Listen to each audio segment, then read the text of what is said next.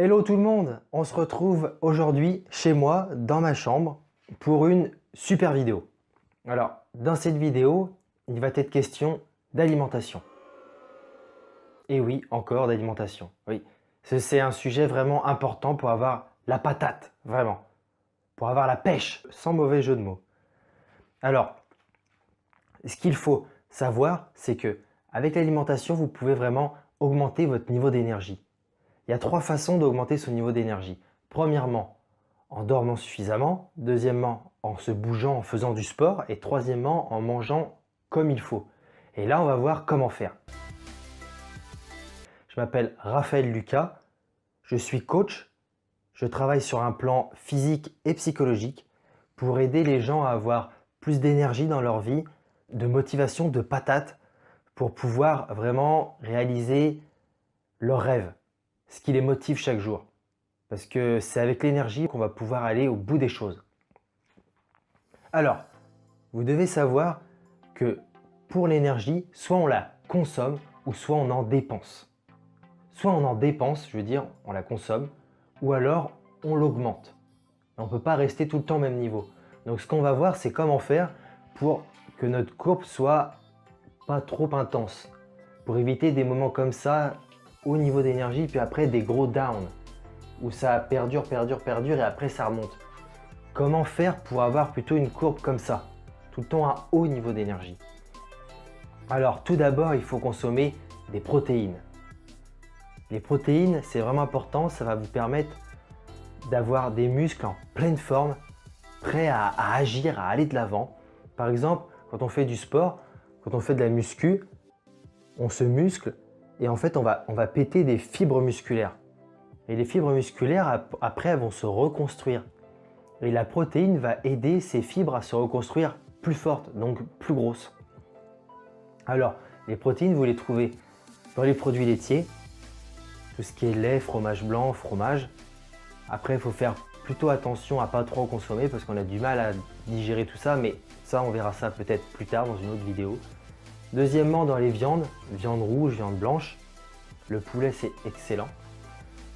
Dans les œufs, dans les oléagineux comme les amandes, les noix, noix de cajou, voilà, noix de pécan, pistache, ainsi que par exemple dans la spiruline. Spiruline, c'est une algue naturelle que vous pouvez trouver sous forme de poudre ou de gélules, par exemple en pharmacie ou en magasin bio ou encore dans votre supermarché au rayon bio. Maintenant, les vitamines aussi, car elles sont vraiment très importantes pour avoir une patate monstrueuse. Un peu, vous savez, comme notre petit Gaulois Astérix là, quand il prend sa potion magique.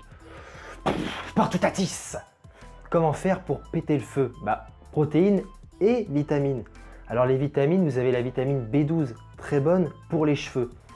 La vitamine B12, on la trouve dans la protéine en fait, dans le poisson, dans la viande, dans les œufs, produits laitiers. Vous avez de la vitamine B12. C'est un très bon complément alimentaire en fait. La vitamine D maintenant, elle aide à lutter contre la dépression. Vous vous êtes déjà demandé pourquoi, par exemple, l'hiver, on se sent un peu moins bien alors que l'été, on est en pleine forme tous les jours? Tout simplement parce qu'en fait, notre première source de vitamine D, c'est le soleil. Et l'hiver, on manque de soleil. Donc, notre première source de vitamine D, elle n'est pas suffisante vu qu'il n'y a pas assez de soleil. Donc, heureusement, il y a d'autres sources de vitamine D.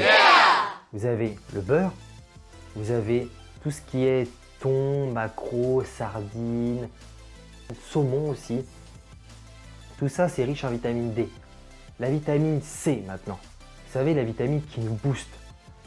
C'est dans les oranges, dans les pamplemousses, les mandarines, les kiwis. Tout ça, c'est riche en vitamine C. La vitamine E.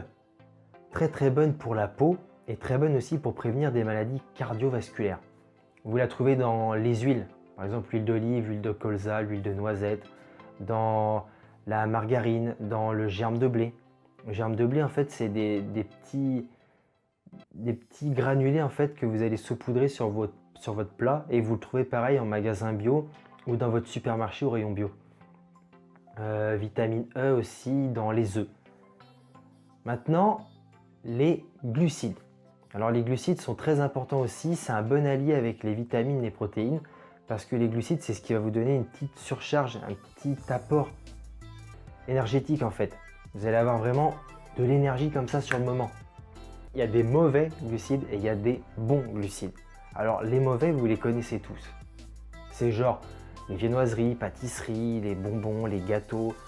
Vous avez aussi voilà, les pépitos, les cookies, tout ça c'est des mauvais glucides parce que c'est des sucres rapides et c'est pas bon, ça nous donne une patate sur l'instant, mais ensuite ça peut nous...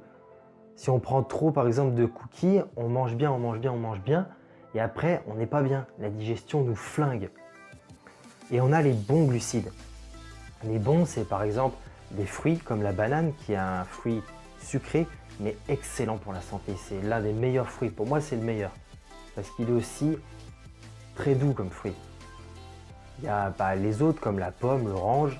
Vous avez les légumes, haricots verts, choux, épinards, tout ça. Vous avez aussi les céréales comme l'avoine. Vous savez, les flocons d'avoine, c'est ce que prennent ceux qui font de la muscu le matin. Ils prennent un peu de fromage blanc, un peu de flocons d'avoine. Et voilà, ils ont les protéines du fromage blanc et les protéines aussi des flocons d'avoine, mais les glucides aussi surtout. Et les mauvais glucides, vous pouvez en prendre. Vous pouvez prendre des cookies, des pépitos, un pain au chocolat. Sauf qu'il faut savoir quand bien les prendre. C'est tout. Pour ça, je vous suggère d'aller sur mon blog retrouve-ta-vitalité.fr où j'ai fait un article là-dessus et vous pourrez voir quand est-ce que vous pouvez prendre ça. En gros, j'explique que c'est plutôt conseillé le matin parce que comme ça, vous allez pouvoir vous dépenser toute la journée. Donc vous allez l'éliminer, il n'y a pas de souci. Sinon, vous pouvez prendre par exemple un pain au chocolat. Après avoir fait une bonne dose de sport, vous avez évacué beaucoup d'énergie, vous vous êtes dépensé, vous avez transpiré, vous avez besoin d'un peu de sucre, un peu de graisse. Et ça fait du bien à ce moment-là. Il n'y a pas de souci, il n'y a pas à se sentir coupable, ça fait du bien. Maintenant, les minéraux, parce que c'est très important. Le fer, le magnésium et le zinc. Alors le fer, c'est très bon pour la circulation sanguine, pour les cheveux aussi, et très bon aussi pour lutter contre les infections ORL. Vous savez, tout ce qui est rhinopharyngite, otite et tout ça. Et l'hiver, c'est aussi parce qu'on manque de vitamine D, mais on manque aussi de fer.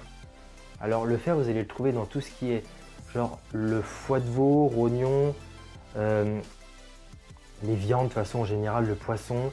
Vous allez aussi trouver ça dans, ça c'est tout ce qui est d'origine animale, origine végétale, plutôt les céréales complètes.